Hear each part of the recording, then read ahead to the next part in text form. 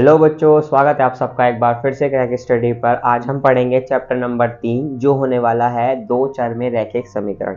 अच्छा देखिए, दो चर में रैखिक समीकरण युग्म, इस चैप्टर को समझने से पहले चैप्टर नंबर 2 जो हमने पढ़ा था बहुपद, उसको पढ़ना बहुत जरूरी है। तो अगर आपने बहुपद वाली सीरीज नहीं देखी है तो डिस्क्रिप्शन बॉक्स में उसका लिंक है, जाइए और वीडियो को चेकआउट कीजिएगा। अगर आपने चैनल को सब्सक्राइब नहीं किया है तो सब्सक्राइब टू क्रैक स्टडी। देखिए, बहुपद में मैंने आपको बताया था कि बहुपद का मतलब होता है जिसमें दो से ज़्यादा पद होंगे और एक चर होगा और एक अचर होगा, यानी एक अंक लिखा गया होगा और एक लेटर लिखा गया होगा। अब मैंने वहाँ पे बताया था कि एक ही लेटर होगा, या तो एक्स होगा या वाई होगा या ए बी सी डी, मतलब ए टू जेड के बीच में कोई भी एक लेटर आपको देखने को मिलेगा उस पूरे के पूरे बहुपद में। ठीक है, अब दो चर वाला रैखिक समीकरण का मतलब क्या है, यहाँ पे नाम से पता चल रहा है दो चर। दो चर का क्या मतलब है, यहाँ पे दो आपको लेटर्स देखने को मिलेंगे, या तो x के साथ y हो सकता है या yz हो सकता है। कहने का क्या मतलब है कि a से लेकर के z के बीच में जितने भी लेटर्स आते हैं उनमें से दो लेटर्स आपको एक इक्वेशन में देखने को मिल जाएंगे।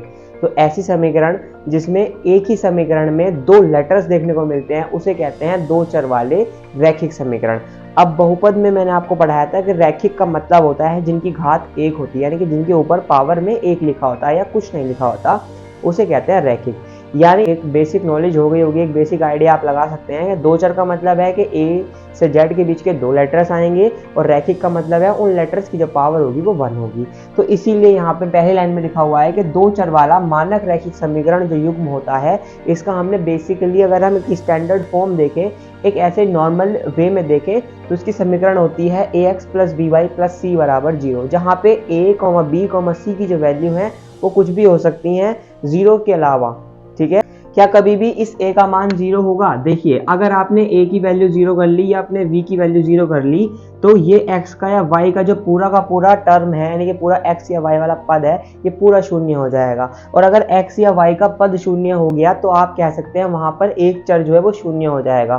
तो ये जो है पूरी की पूरी जो समीकरण हमने लिखी थी ये दो चर वाली थी। जब इसका एक चर ही शून्य हो गया तो इसलिए एक चर में बचेगी। इसीलिए यहाँ पे लिखा जाता है कि ax + by + c = 0, जहां पे आप ऐसा करके भी लिख सकते हैं जहां a, b does not equal to 0, जहां a और b की जो वैल्यू है वो 0 नहीं हो सकती है।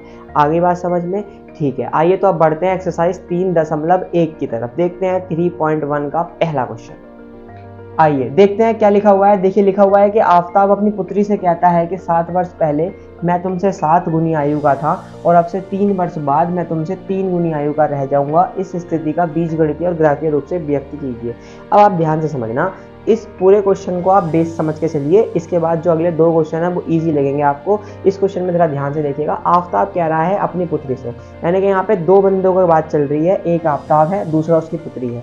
अब यहाँ पे दो कंडीशन चल रही है। पहली कंडीशन कहाँ चल रही है? पहली कंडीशन चल रही है 7 वर्ष पहले की, और दूसरी कंडीशन चल रही है अब से 3 वर्ष बाद की।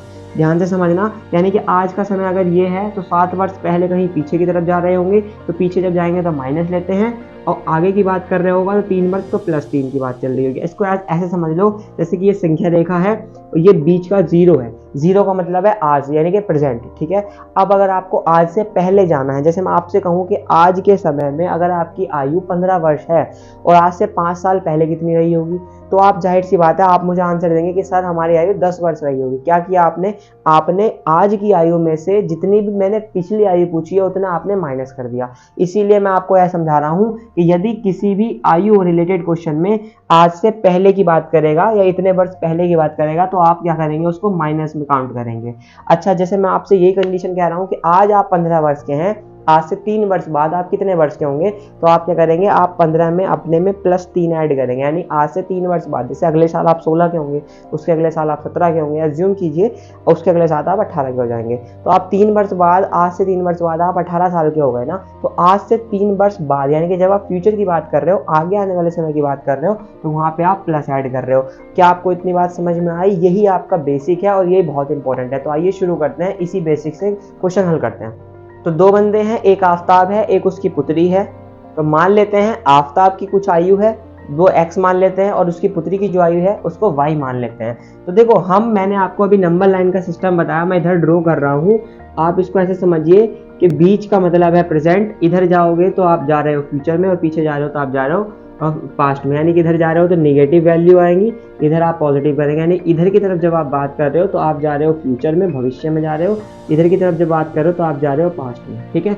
और ये 0 0 का मतलब है भाई प्रेजेंट, यानी कि वर्तमान। अच्छा, तो दो बंदे हैं, आफताब और उसकी पुत्री, तो मान लेते हैं। तो सबसे पहले आप लिखेंगे कि माना आफताब की आयु, माना आफताब की आयु बराबर हो गई x वर्ष।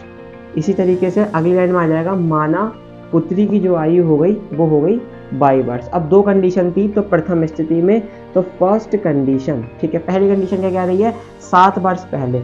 तो भाई 7 वर्ष पहले की अगर मैं बात करूं तो 7 वर्ष पहले आफताब की आयु कितनी रही होगी, आप मुझे बताइए। 7 वर्ष पहले जो आफताब की आयु रही होगी, आज जितना है उसमें से माइनस करेंगे, पीछे की बात कर रहे हैं ना, तो माइनस करेंगे कितना, 7 वर्ष पहले की बात चल रही है तो 7, तो इसकी आयु रही होगी x माइनस 7 वर्ष। इसी तरीके से 7 वर्ष पहले इसकी पुत्री की जो आयु रही होगी वो भी माइनस होगी, तो ये हो जाएगी 22 माइनस 7 वर्ष। अच्छा, कंडीशन क्या कह रहा है, अब ये कह रहा है कि मैं का क्या मतलब है, मैं मतलब होता है आफताब, ठीक है। मैं तुमसे, आफताब ही तो बोल रहा है ना, तो आफताब यानी कि x माइनस 7, तुमसे का मतलब है 22 माइनस 7 से कितनी गुनी आयु का था, 7 गुनी, यानी कि आप अगर आप 22 माइनस 7 में 7 की गुना करते तो आफताब क्या हो जाएगी, सॉल्व करो इसको, x माइनस 7 बराबर आ जाएगा 7 माइनस 7 सत्ते 49, 7 को जब इधर सरकाओगे तो ये माइनस हो जाएगा, ये जो 7 जब उधर पहुंचेगा तो प्लस हो जाएगा, तो 49 प्लस 7, तो ये इक्वेशन आ गई x माइनस 7 बराबर 56, इक्वेशन नंबर 1। यानी पहली स्थिति को सॉल्व करके हमें एक समीकरण मिल गई जो है x प्लस 7 बराबर 56। एक बार फिर से समझो स्थिति को, क्वेश्चन कह रहा था कि 7 वर्ष पहले आफताब यानी कि मैं, तो 7 वर्ष पहले आफताब की आयु बराबर होगी उसकी पुत्री की आयु की 7 गुनी। क्यों, क्योंकि उसने कहा है कि मैं तुमसे का मतलब है अपनी पुत्री से 7 गुनी आयु का था, तो 7 वर्ष पहले आफताब इतने साल का था, 7 वर्ष पहले उसकी पुत्री इतने साल की थी, ठीक है।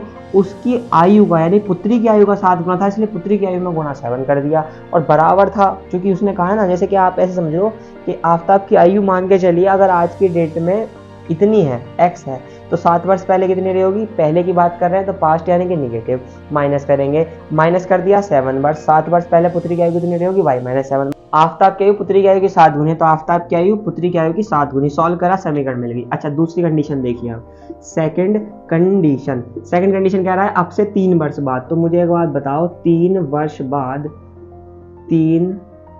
बाद आफताब की आयु कितनी रही होगी। अब जब मैं बात कर रहा हूँ 3 वर्ष बाद की, तो 3 वर्ष बाद का मतलब है मैं बात कर रहा हूँ भविष्य की, तो भविष्य के लिए हम क्या करेंगे, प्लस ऐड करेंगे, आज की x है, 3 वर्ष बाद कितनी हो जाएगी, x में 3 जोड़ दो, तो 3 वर्ष बाद उसकी पुत्री की भी आयु बढ़ेगी ना, तो पुत्री की आयु कितनी हो जाएगी, 22 प्लस 3 वर्ष, ठीक है।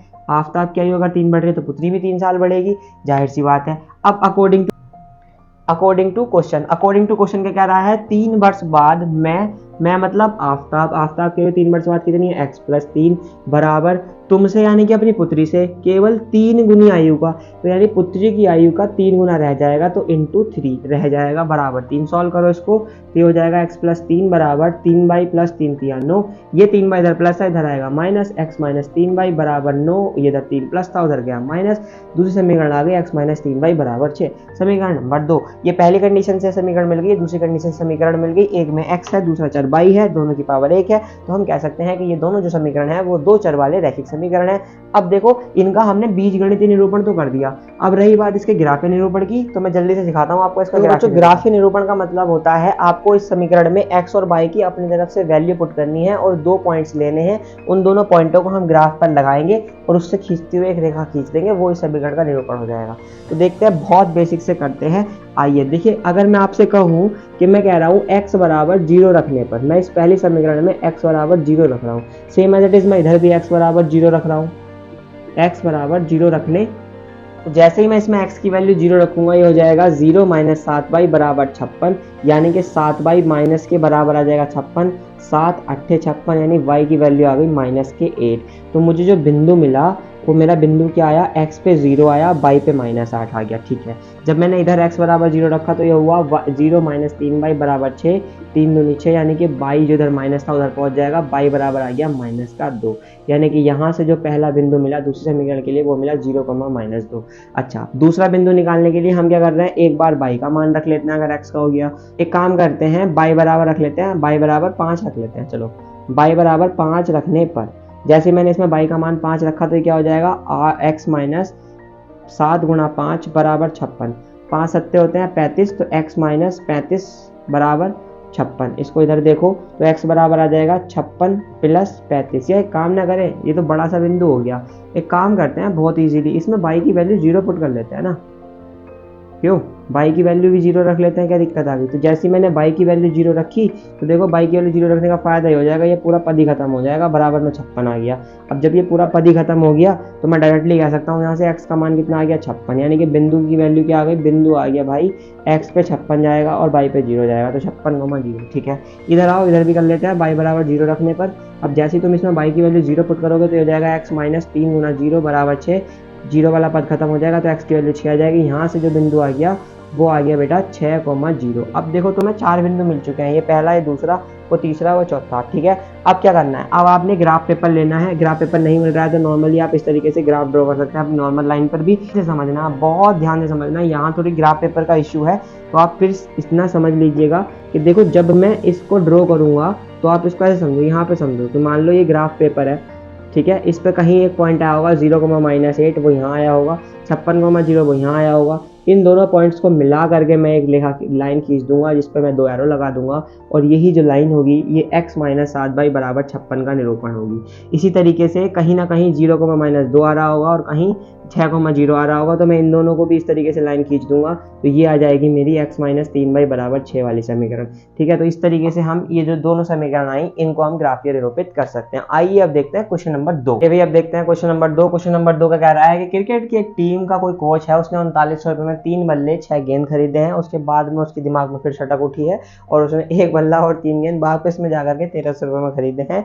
तो पूछा है कि इस स्थिति को क्या कीजिए आप बीजगणितीय रूप से, यानी कि इस स्थिति की समीकरण बना करके आप हमें प्रस्तुत करके दिखाइए। तो ठीक है भाई, 2 चीजें खरीद रहा है, एक बल्ला है और दूसरी गेंद है। ठीक है, एक क्या खरीद रहा है भाई, बल्ला खरीद रहा है और दूसरा गेंद खरीद रहा है। तो लिख लेते हैं भाई क्या खरीद रहा है उसको लिख लेते हैं। तो लिखते हैं माना बल्ले की कीमत बराबर आ गई x रुपए। ठीक है, और मैंने मान लिया माना गेंद की जो कीमत है वो आ गई भाई 22 रुपये। ठीक, 2 ही चीजें तो खरीद रहा है ना, एक बल्ला खरीद रहा है और दूसरी गेंद खरीद रहा है। तो बल्ला हो गया x रुपए का मान लेते हैं, तो गेंद जो होगी वो होगी 22 रुपये की। अच्छा, अब देखो 2 कंडीशन है। पहले वो क्या खरीद रहा है भाई, पहले 3 बल्ले के साथ 6 गेंद दे रहा है, उसके बाद 1 बल्ले के साथ 3 गेंद वो दे रहा है। तो 2 कंडीशन ले रहा है। पहली स्थिति में तो यहाँ लिखेंगे इन फर्स्ट कंडीशन, या प्रथम स्थिति में आप लिख सकते हैं, इस तरीके से लिख लेना, इन फर्स्ट कंडीशन या प्रथम स्थिति में। अब प्रथम स्थिति की बात करें तो प्रथम स्थिति में कितने बल्ले खरीद रहा है, 3 बल्ले। तो 3 गुना बल्ले की कीमत कितनी थी x, तो 3 इंटू x आ गई, प्लस उसके बाद क्या 3 बल्ले के साथ 6 गेंदे ले रहा है, एक गेंद 22 रुपये की, 6 गेंद कितने रुपए की, 6 22 रुपये की। स्क्वायर समझो, जैसे एक चीज तुम्हारी 10 रुपये की, 6 लोगे तो 60 रुपये की हो गई। ठीक है, तो 3 बल्ले के साथ 6 गेंद खरीद रहा है, टोटल कितने रुपए कर रहा है, टोटल दे रहा है 3900। तो बराबर में आ गया 3900, इक्वेशन नंबर 1। ये आ गई प्रथम स्थिति में, यहाँ लिख लेना प्रथम स्थिति में अकॉर्डिंग टू क्वेश्चन। इसके बाद आता है इन सेकेंड कंडीशन, यानी कि द्वितीय स्थिति में। तो द्वितीय स्थिति देखते हैं भाई क्या कह रहा है। द्वितीय स्थिति में कह रहा है कि भाई कोच को रियलाइज हुआ कि 3 बल्ले कम पड़ेंगे, यानी कि वो कह रहा है कि भाई 1 बल्ला और आ गया होगा उसके पास, तो वो बाद में जाकर के 1 बल्ले के साथ 3 गेंदे लेकर आ रहा है। अब इस बात को आप ध्यान से समझना, इस बात को ऐसे समझो, 1 बल्ला कितने रुपए का है, 1 बल्ला x रुपए का है, प्लस 1 गेंद कितने रुपए की है, 22 रुपए की। कितनी गेंद खरीदी, 3। 3 बाई 3 की कीमत क्या आएगी, 3 बाई बराबर कितने रुपए देगा रहा है, रुपए देगा रहा है 1300। तो बराबर 1300 समीकरण नंबर 2, ये इनका बीजगणितीय निरूपण हो जाएगा। एक बार फिर मैं समझा रहा हूँ, क्वेश्चन को ध्यान से समझना। क्वेश्चन कह रहा था कोई कोच है, कोच क्या कर रहे हैं, कोच साहब जाते हैं मार्केट ऐसे करके ना, बाइक पर बैठ कर जा रहे हैं, अपनी बुलेट पर बैठ करके ऐसा ढू करके। तो वहां जाकर क्या करते हैं भाई, वहां जाकर के देखते हैं यार गेंद लेकर आते हैं। तो कोच साहब ने 3 बल्ले के साथ 6 गेंद ले ली। अब जब उन्होंने 3 बल्ले के साथ 6 गेंद ले ली तो बल्ले का प्राइस भी फिक्स होगा और गेंद का प्राइस भी फिक्स होगा। इसे आप ऐसा समझो जैसे मान के चलो 10 रुपए की गेंद है, वैसे ना मिलती कोई गेंद 10 रुपए की। ठीक है, खेलने वाली की बात चल रही है। तो मान के चलो 10 रुपए की गेंद है, ये 10 छोड़ो, थोड़ा बजट बढ़ा लेते हैं, 100 रुपए की गेंद है और 1000 रुपए का बल्ला है। तो अगर कोच साहब ने 3 बल्ले ले लिए तो कितने रुपए देंगे, 3000। अगर उन्होंने 3 गेंद ले ली तो कितने रुपए देंगे, 300 रुपए। बात आ गई समझ में?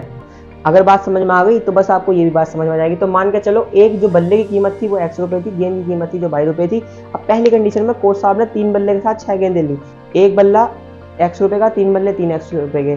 एक गेंद 22 रुपये की, 6 गेंदें हो जाएंगी 6 22 रुपये की, दोनों को मिला करके 3,900 रुपये उन्होंने पे कर दिए। तो प्लस बराबर आ गया 3900। उसके बाद कह रहे हैं एक बल्ला और ले गए और उसके बाद फिर 3 गेंदे लेके गए, तो एक बल्ला x रुपये का, 3 गेंदे 3 22 रुपये की, बराबर देखे गए 1300 रुपये। तो ये हो जाएगा क्वेश्चन नंबर 2। चाहो तो इसका स्क्रीनशॉट ले लो। अब देखते हैं क्वेश्चन नंबर 3। तो आइए अब देखते हैं इस एक्सरसाइज का तीसरा और अंतिम प्रश्न। प्रश्न क्या कह रहा है, कोई भैया फल बेचने वाला है, ठीक है, तो फल बेचने वाला बेच रहा होगा, ले लो सेब, ले लो केले, ले लो अंगूर, इस तरीके से कोई फल बेच रहा है। वो क्या कह रहा है कि अगर आपने उससे जाकर के 2 किलो सेब और 1 किलो अंगूर लिए तो आपने दिए 160 रुपये। ध्यान से समझना, ठीक है, आप दो चीजें ले रहे हो, एक चीज सेब है और दूसरी चीज आप ले रहे हो अंगूर, ठीक। आपने 2 किलो सेब लिए और 1 किलो लिए उससे अंगूर और आपने उसको पैसे दिए 160 रुपये। इसके बाद आप 1 महीने के बाद गए, यानी 1 महीने तक आपने उनको चला लिया, खा लिया। इसके बाद आप अगले महीने जाते, जब आप अगले महीने गए तो आपने लिए इस बार 4 किलो सेब और 2 किलो अंगूर, यानी आपको इतने बढ़िया लगे, इतने मजा आया खाने में, आपने डबल कर दिया मात्रा, यानी 4 किलो सेब ले लिए और 2 किलो अंगूर लिए। तब अब आपने पैसे दिए उसको 300 रुपये। तो क्वेश्चन ये कह रहा है कि इन स्थितियों का बीजगणितीय रूप से व्यक्त कीजिए। तो आइए देखते हैं। आपने दो चीजें ली हैं बच्चों, एक लिया आपने सेब और दूसरी चीज आपने ली है वो है अंगूर। अंगूर और सेब से शुरू करते हैं। तो माना आपने जो सेब लिए हैं उसकी कीमत x रुपये थी, फिक्स होगी। तो माना सेब की कीमत, या एक काम करो, माना 1 किलो सेब की कीमत, ठीक है, मान लेते हैं 1 किलो सेब की जो कीमत है वो कितने रुपए रही होगी, x रुपये रही होगी। इसी तरीके से मैंने मान लिया, माना 1 किलो अंगूर की जो कीमत है वो कितने रही होगी, वो रही होगी भाई 22 रुपये। मान लेते हैं ना अपनी तरफ से, मानने में क्या जा रहा है, मानने को तो कुछ भी मान लो, मानने को मान लो मैं प्राइम मिनिस्टर, मानने को मान लो मैं भी बहुत बड़ा यूट्यूबर हूँ, ठीक है, तो मान लेते हैं ना भाई। तो मान लिया हमने, तो 2 किलो सेब की कीमत है। तो देखो अकॉर्डिंग टू क्वेश्चन पहली स्थिति में, प्रथम स्थिति में क्या कह रहा है, आप ध्यान से समझना, मजाक से हटके। प्रथम स्थिति में कह रहा है भाई 2 किलो सेब ले रहे हैं, 1 किलो सेब कितने रुपए के, x, 2 किलो सेब लोगे तो 2x रुपए की, जैसे ऐसा समझो, मान के चलो 50 रुपए किलो सेब है, आपने 2 किलो सेब लेना तो आप कितने रुपए दोगे, 50 दूनी 100 रुपए दोगे ना आप। तो यहाँ लो x रुपए के सेब थे, आपने 2 किलो लिए तो 2x। अब उसके साथ आपने क्या लिया, 1 किलो अंगूर लिया। अंगूर कितने रुपए के हैं, 22 रुपए किलो है, तो प्लस में 1 किलो अंगूर तो प्लस 22, और आपने कितने रुपए पे करे उसको, 160, तो बराबर 160 रुपए की। समीकरण नंबर 1, यानी कि यहाँ तक आपने मामला बीजगणितीय रूप से निपटा दिया। इसके बाद आप 1 महीने बाद जाते हैं और कितने किलो सेब लेकर आ रहे हैं, 4 किलो सेब। तो द्वितीय स्थिति में 1 महीने बाद आपको फिर मन हुआ कि भैया चलो सेब और अंगूर फिर खाते हैं। 1 किलो सेब अब भी x रुपए के हैं, 1 किलो अंगूर अब भी 22 रुपए के हैं, लेकिन इस बार आपने 2 किलो ना लेकर कितने किलो सेब लिए, आपने लिए 4 किलो सेब के। हट जा, की बार पलक तगड़ा सा खाऊंगा और देह गुस्सा मारते ही फाड़ के बीच में फेंक दूंगा। इसके बाद आपने क्या लिया बेटा, आपने लिया 2 किलो अंगूर, 1 किलो अंगूर 22 रुपए के, आपने ले लिए 2 किलो, तो 2 22। अब आपने पैसे उसको दिए 300 रुपए, तो बराबर 300, समीकरण नंबर 2। तो ये निरूपण हो गया समीकरण नंबर 1 और समीकरण नंबर 2 का बीजगणितीय रूप से, ठीक है। चाहो तो इसका स्क्रीनशॉट ले लो।